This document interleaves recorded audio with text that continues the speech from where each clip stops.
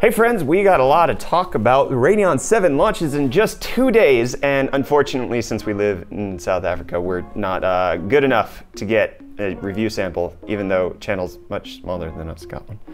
I'm not depressed. All right, moving on. Let's go ahead and talk about today's video sponsor, which is Ting. If you want to save money on your mobile phone bill, you should check out Ting because dang, they allow you to pay for only what you use. You're not paying for a plan where you're only using 1 minute out of 100, where you're paying for text messages that you never even send, and you only pay for as much data as you consume in a given month. And if you're like me, you're on Wi-Fi all the time. So why do you really need that much data? Like, I think I subsist off of like 500 megs a month, which on Ting, it's like my bill would probably come out to like $20 because I just never use my phone properly. As a phone, I use it as a computer.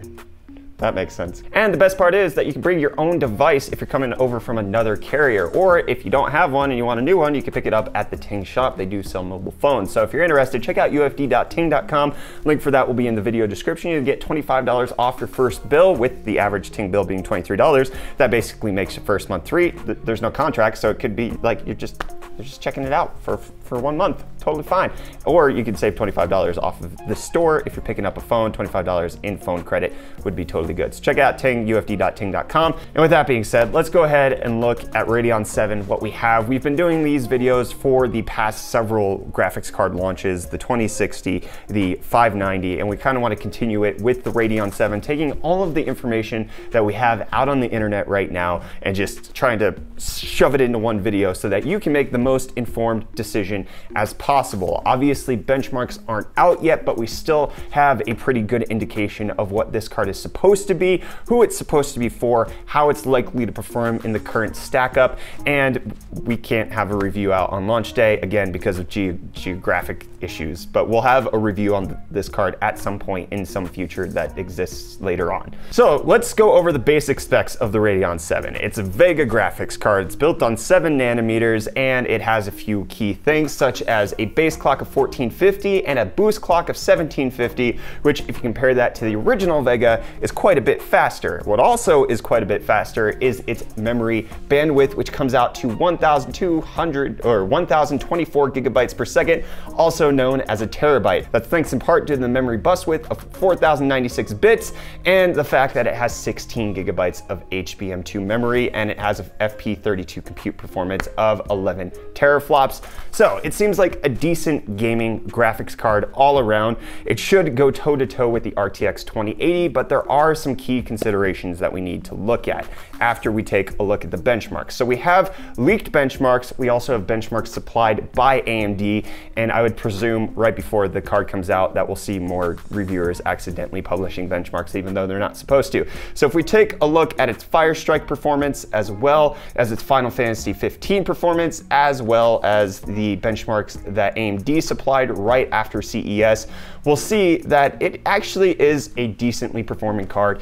It's basically plus or minus an RTX 2080, which is essentially the same thing we went through with the Vega 64. It's plus or minus a GTX 1080. We're going to see some games, such as ones that are run on Vulkan, like Strange Brigade, where it's going to absolutely decimate the RTX 2080, but then there's going to be other games such as Final Fantasy 15, where we can see that the 2080 just stomps the floor with it. Even the 1070 Ti wrecks the Radeon 7 in 1440p at high quality because of all of the NVIDIA implementations it has. So if you're looking for plus or minus an RTX 2080, this is going to be the red team card for you to go with. You don't really need to think too much else about it. So this is all well, fine, and dandy. However, there is a lot of discussion that we've had in our comments on previous videos where we've discussed the Radeon 7, where a lot of you seem to think that this card is not meant for gaming whatsoever, and that this is actually a compute card that they're trying to put out there, and it's more for creative professionals. And that's partially true. However, there are some key differences between the Radeon 7 and AMD's more high-end lineup, such as the instant cards, that kind of separate it from that. Yes, it does have the 16 gigabytes of HBM2 memory, which no freaking game on the face of the planet kind of needs right now, unless you're installing texture packs and that kind of stuff. You can use 16 gigs, it's not necessary, and especially since it adds to the price of the card, which we'll get into later, it kind of hurts the value proposition that AMD is bringing to the table. Not only so, it has the VRAM, which is kind of the only part that makes people think that it's a content card.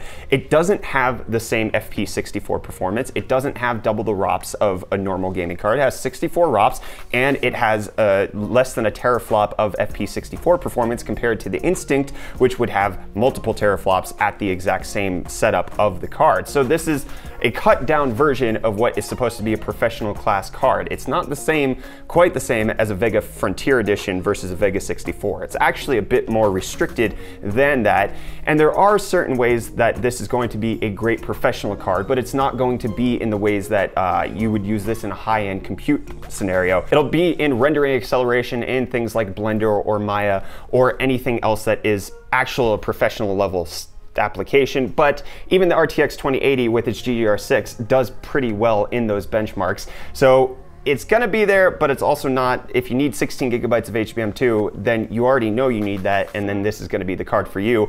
But if you need it for gaming, it's a very select few group of peoples who are actually gonna need to use 16 gigabytes for any game, even at 4K. They're probably installing some mods that actually up-res things and then chew away at the VRAM, but 8 gigabytes, even in 2019, seems to be mostly fine for most games that are out on the market.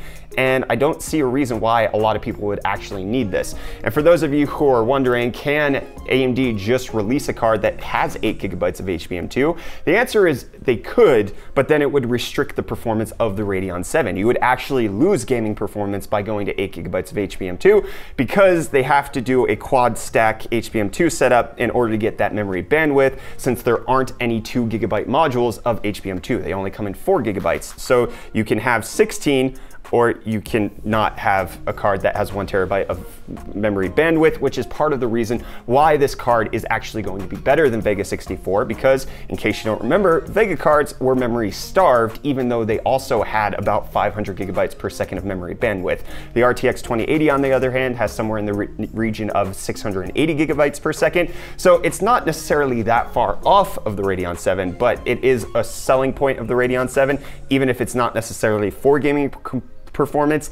It's kind of the way that Vega was built that it makes it for gaming performance. So there's zero chance that we're gonna see an 8 gigabyte version of this card unless they're gonna call it the Radeon 6, which would be a terrible name. Don't do that, AMD. And then as far as pricing, so we're not going to get less RAM on the card, and it doesn't look like we're gonna get a lower price on the card either, because even before the Radeon 7 was even announced, December 13th, there was an announcement when Mike Rayfield left AMD that they would be releasing a Radeon 7 and that it costs $750 to build, which means that AMD would be losing money on this. But then there's articles from Fudzilla which show that the 16 gigabytes of HBM2 costs $328 alone, and then when you add in the rest of the components on the bill of materials, we're looking at $650 plus.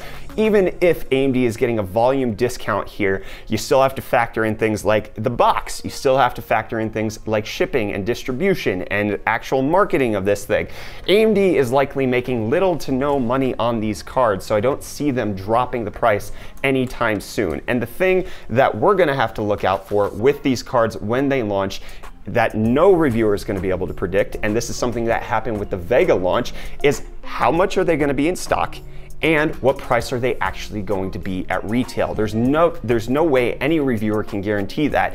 The performance is probably going to be plus or minus an RTX 2080. I could be slightly wrong on that when that comes out, but if it is, the $700 value is okay to pick up an AMD card. However, I highly doubt it's going to come in at the $700 price point, especially since there's information out on the internet suggesting that they only have around 5,000 cards for the entire world, which isn't a heckin' lot. So it seems like we're going to experience the same pains that we did at the beginning of the Vega launch, which was they didn't have enough in stock, the prices got jacked up really high, and everybody was sitting there twiddling their thumbs wondering when are they going to be able to buy a Vega. And then when they did come back in stock, mining took off again, and nobody actually had Vega cards to play video games on. And the only reason they were successful is because dirty miners actually used them. And when you compare it to the price of a Vega card that's currently on the market, like a Vega 64, you could pick one up for $400. You could pick two up for $400. Oh, look, there's a third that's $400. We know what the price of the Vega 64 is. A Vega 64 at $400 versus a Radeon 7 at $700.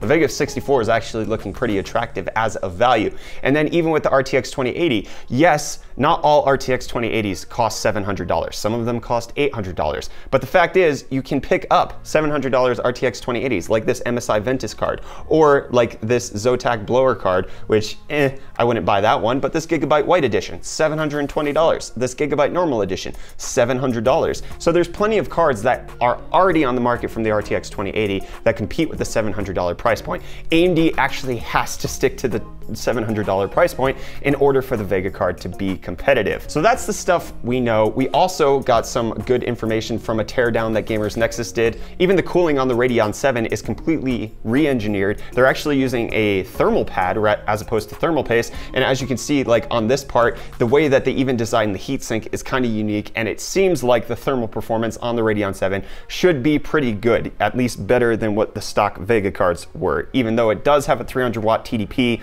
on a 7nm process, it should be mostly fine, especially since we're not getting any custom versions that don't use the 3-fan setup. And then for some of the nebulous things, like AMD has talked about potentially using Radeon 7 to do some like direct machine learning stuff through Microsoft, like as a counterpart to NVIDIA's deep learning super sampling. That is a possibility. Until that actually happens, NVIDIA does have the upper hand with DLSS and RTX as just like added features, even if most people aren't going to use them. It's like physics back in the day. You might not ever use it, but it's kind of nice knowing that you have it right there sitting in your back pocket. And then you realize 6 years down the line that you overspent because you never once used it and nobody else did, and you thought it was cool at the time because you told your friends you had the hip new technology, but really you're just kind of outdated and boring. That didn't happen to me, okay? So, wrapping it up, Radeon 7, it's a highly okay card. That's like the best thing that I can come up with. Is it worth buying? If you want to support AMD for the same performance as what you would get from NVIDIA, if you want 16 gigabytes of HBM2, if you want something that could probably perform a little bit better in professional applications, it might do better in some things like Premiere or accelerating rendering on like video editing, but that was also true of Vega, but then like Adobe GIMP driver performance, so like that's going to be software by software basis, like all of those things. So yeah. If you want to be on Team Red, the Radeon 7 gives you a high-end card that can run your 1440p 144 Hz monitor FreeSync at the rate that it's supposed to. We finally have a card that can do that. But if you want something that is the best value, honestly, this isn't the card to look at. Vega 64, Vega 56, those are the ones that you should probably be looking at. The RTX 2060 is also a pretty sweet value at $350. And then it just depends on what the market price of these cards actually comes out to be. Is there stock? Can they keep it in stock long enough to keep the prices down? And are we actually going to see it at $700 retail when they launch in 2 days?